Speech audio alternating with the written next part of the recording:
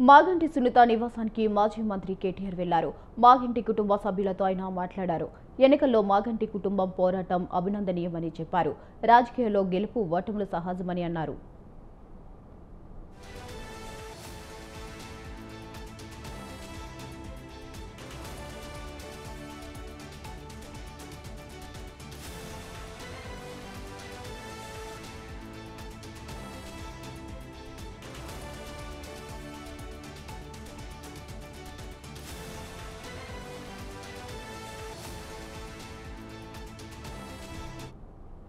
మాగంటి సునీత నివాసానికి మాజీ మంత్రి కేటీఆర్ వెళ్లారు. మాగంటి కుటుంబ సభ్యులతో ఆయన మాట్లాడారు. ఎన్నికల్లో మాగంటి కుటుంబ పోరాటం అభినందనీయమని చెప్పారు. ఇక రాజకీయాల్లో గెలుపు ఓటములు సహజమని అన్నారు.